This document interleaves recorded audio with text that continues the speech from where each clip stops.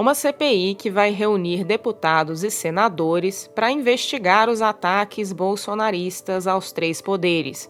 Uma comissão mista que já é palco de disputas entre governo e oposição e mobiliza muita articulação no Congresso. Congresso que pode vir a abrir outras comissões parlamentares de inquérito.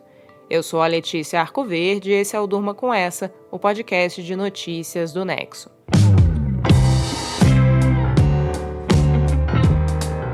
Olá, eu sou a Suzana Souza e estou aqui com a Letícia para apresentar esse podcast que vai ao ar de segunda a sexta, todo começo de noite, sempre com notícias que podem continuar a ecoar por aí. Quarta-feira, 26 de abril de 2023.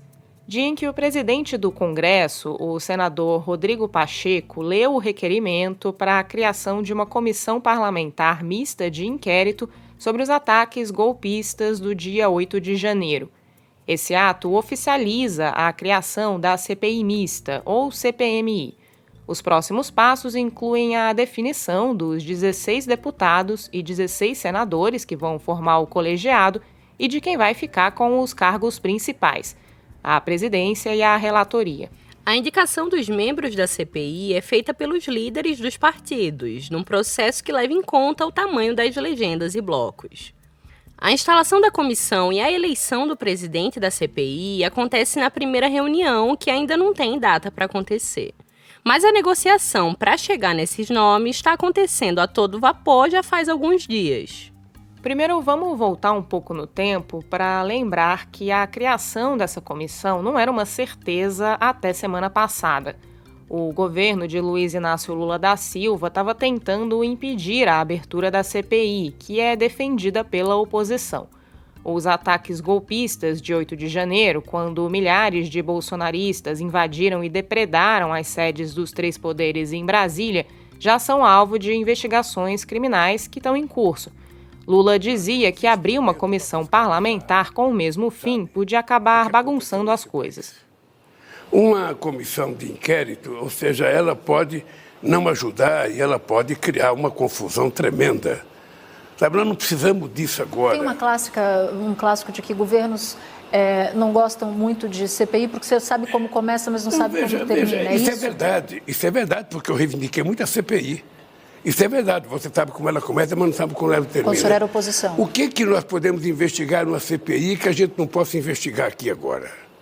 Você ouviu aí o presidente Lula numa entrevista com a jornalista Natuza Neri, no canal Globo News, no dia 18 de janeiro, ou seja, pouco depois dos atentados em Brasília. Ele fala que não quer CPI porque teme bagunça e também porque essas comissões são imprevisíveis. Como disse a Natuza, repetindo uma frase comum da política, CPI você geralmente sabe como começa, mas não sabe como termina. A comissão mista, que foi aberta nessa quarta-feira, está começando de um jeito previsível, que é com o governo tentando ao máximo ocupar espaço para controlar a pauta da investigação. A ideia é manter o foco na responsabilização de bolsonaristas pelo vandalismo registrado no dia 8 de janeiro. A oposição pretende tentar acusar o governo de ter feito corpo mole diante dos ataques ou até propagar teorias infundadas de que havia petistas infiltrados no meio dos golpistas. Quem tem maioria entre os membros do colegiado consegue aprovar requerimentos para convocar testemunhas, por exemplo. Como a gente disse, quem indica os membros de uma CPI são os líderes partidários. O presidente geralmente é eleito depois de negociação entre os parlamentares. Ele indica o relator também a partir de uma combinação prévia.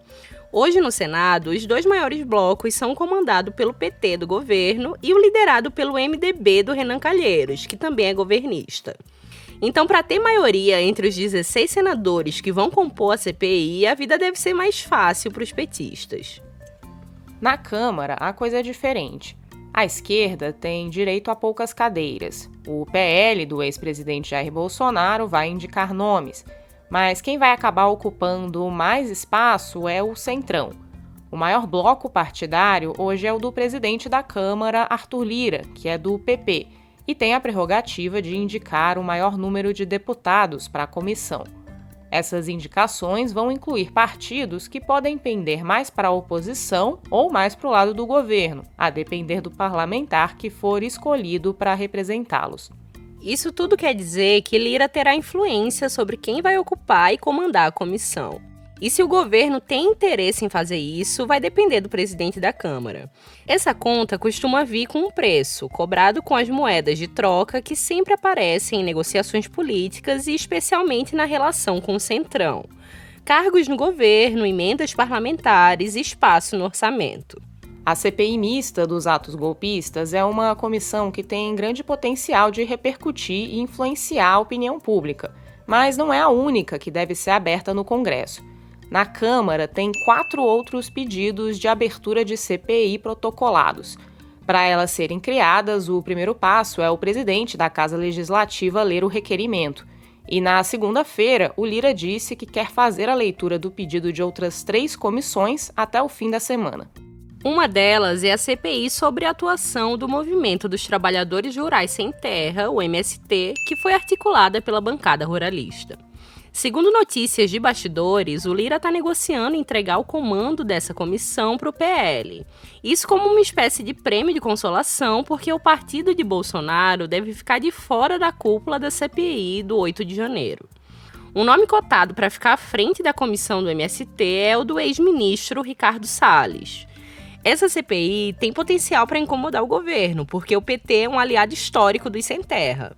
E a direita sempre tentou colar a pecha de terrorista no movimento, que defende a reforma agrária. Outra comissão que Lira disse que pretende abrir é a sobre as lojas americanas, que foi protocolada pelo deputado André Fufuca, que é do mesmo partido e aliado próximo do presidente da Câmara. A Americanas entrou em recuperação judicial em janeiro, dias depois de comunicar a existência de um rombo de 20 bilhões de reais no balanço. O caso gerou um efeito dominó financeiro e afetou fornecedores, investidores e bancos ligados à varejista. A terceira CPI que pode ser aberta é sobre suspeitas de manipulação em jogos de futebol para fraudar apostas, que foi uma iniciativa do Felipe Carreiras, deputado do partido do vice-presidente Geraldo Alckmin, o PSB. O Ministério Público já conduz uma investigação sobre essas suspeitas, que atingem jogadores das séries A e B do Campeonato Brasileiro. Também tem um 4º pedido de CPI protocolado, mas que Lira não citou na segunda-feira, sobre pirâmides financeiras ligadas a criptomoedas. Comissões parlamentares de inquérito não têm poder de punir ninguém. Elas podem apenas enviar conclusões para as autoridades competentes. Geralmente, quando polícia e Ministério Público não agem, elas ganham mais relevância na elucidação de fatos. Mas as CPIs não servem só para investigar fatos. Elas servem também, e às vezes são usadas até de forma preponderante, para deputados e senadores ganharem popularidade entre o eleitorado ou para desgastar a imagem de investigados, mesmo que não haja repercussões judiciais. Você ouve agora o Camilo Ágio, professor da Universidade Federal de Minas Gerais, que falou ao Nexo sobre os potenciais efeitos da CPI de 8 de janeiro. CPIs, elas funcionam como politicamente falando, como uma plataforma para aumentar a visibilidade de certos temas e agendas, de certos atores e atrizes políticos. Serve também como uma ferramenta para desgastar e desestabilizar governos. Em termos de comunicação política, sabemos que tem um poder enorme de capturar a agenda do debate público, por meio, inclusive, da imprensa. Em meados dos anos 2000, justamente durante mandatos anteriores de Lula, houve um momento em que CPIs tiveram um papel bem relevante. Um papel como esse que o professor Ágio está descrevendo. E foi um momento que também envolveu CPIs simultâneas. Havia a CPI dos Correios, criada a partir de suspeitas de desvios na estatal. Essa comissão viria a produzir provas importantes sobre o mensalão, o esquema de compra de apoio parlamentar durante o governo Lula, que anos depois foi julgado e levou à condenação de parte da cúpula do PT. A CPI dos Correios sofreu resistência do governo, mas mesmo assim conseguiu avançar a duras penas. Uma forma do governo contra-atacar foi criando uma outra CPI, a CPI do mensalão, onde ele tinha maior controle. No meio disso tudo, ainda tinha a CPI dos bingos, que era para investigar casas de jogos, mas acabou envolvendo vários temas que desgastavam o governo petista. Isso em várias frentes, mesmo quando elas não tinham relação com o objetivo inicial. Essa comissão acabou sendo apelidada de CPI do fim do mundo. Depois, com a Lava Jato e a atuação mais ampla do Ministério Público, as CPIs foram perdendo o papel forte de investigação que tinham. Foram se tornando ambientes mais previsíveis, mais controlados por governistas. Em 2014, por exemplo, teve a CPI da Petrobras, que aconteceu ali no meio das revelações da Lava Jato, mas tinha controle do então governo Dilma Rousseff e acabou não dando em nada. A CPI mais recente foi a da Covid em 2021. Ali era uma comissão criada e comandada pela oposição ao governo da vez, do Jair Bolsonaro. Ela colocou na agenda nacional o tema da responsabilização pela condução desastrosa do combate à pandemia pelo governo. Pandemia que até agora causou mais de 700 mil mortes no país. Ao mesmo tempo, a exposição na CPI de parlamentares e testemunhas que negavam a ciência acabou fazendo avançar teses negacionistas e de pseudociência. Isso segundo um estudo feito pelo Centro de Pesquisa Lagoon Data, com apoio do Instituto Serra Pilheira e da agência Bore. O risco da comissão de 8 de janeiro ser usada por bolsonaristas para tentar espalhar desinformação é dado como certo pelo professor Camilo Ágio e outros especialistas em comunicação política ouvidos pelo Nexo. Eles também acham improvável que a investigação parlamentar apresente resultados diferentes daqueles que já estão aparecendo na esfera judicial. A Câmara pode ter no máximo 5 CPIs abertas ao mesmo tempo. Mesmo se as 4 forem abertas, pode ser que nem todas avancem até a fase de instalação e pode ser que algumas não façam muito barulho ou tenham pouco impacto real. Mas uma coisa é fato: quanto mais comissões abertas, mais pontos de pressão para o governo da vez. Mais colegiados para serem preenchidos a partir de negociação de parlamentares e lideranças. Mais temas e discursos disputando espaço no Congresso e na opinião pública. Isso tudo no momento em que o governo ainda forma sua base de apoio e tenta avançar projetos importantes como o novo arcabouço fiscal.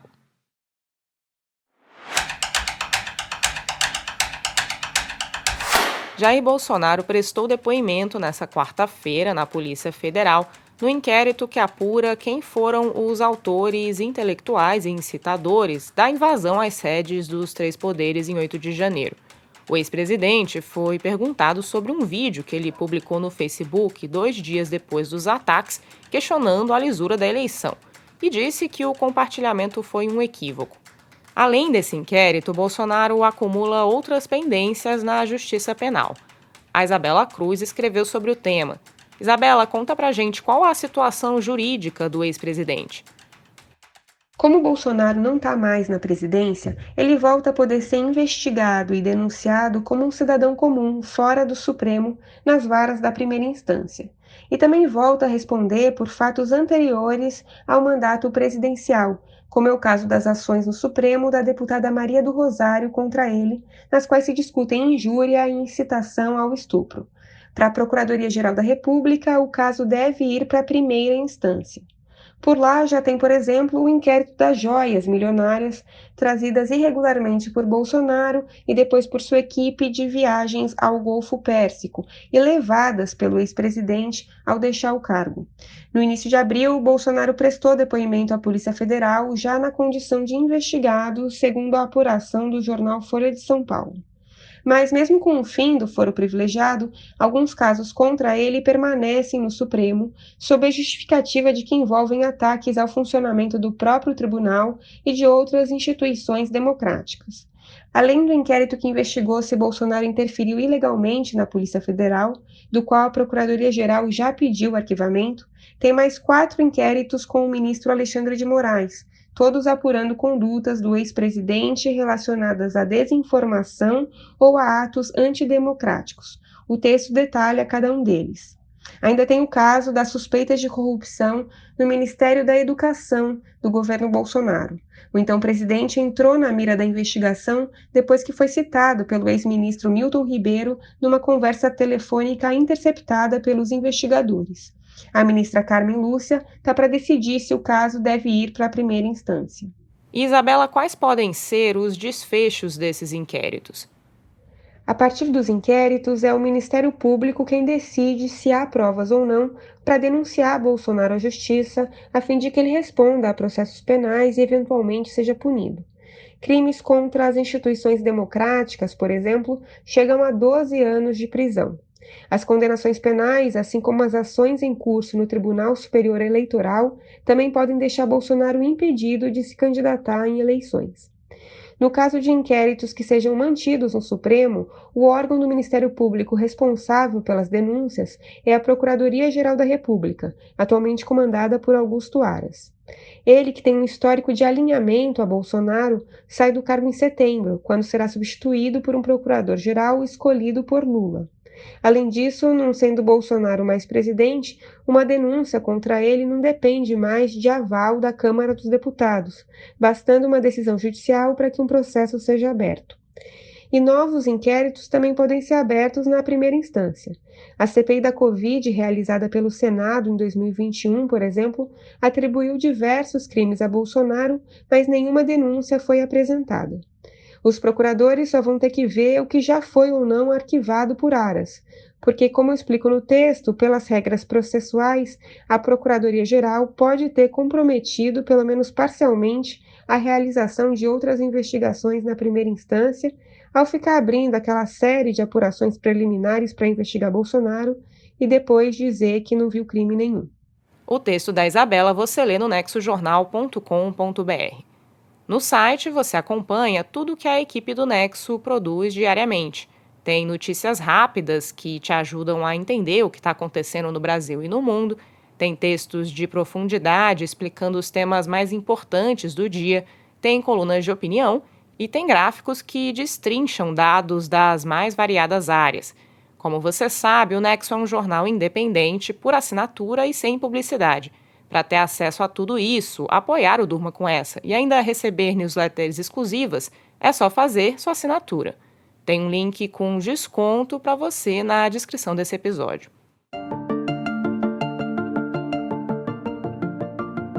Por causa dos avanços recentes de ferramentas como o ChatGPT, o tema da inteligência artificial está gerando muita discussão e preocupação em vários campos do conhecimento.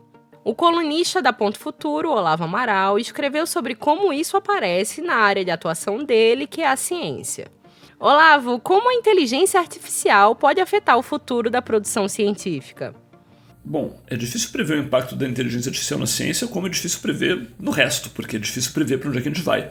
Há 10 anos, acho que a gente imaginaria que inteligência artificial seria uma coisa racional e calculista, e a gente acabou com modelos de linguagem que são criativos, mas mentem e alucinam aí, tipo ChatGPT, então assim, é sempre uma surpresa.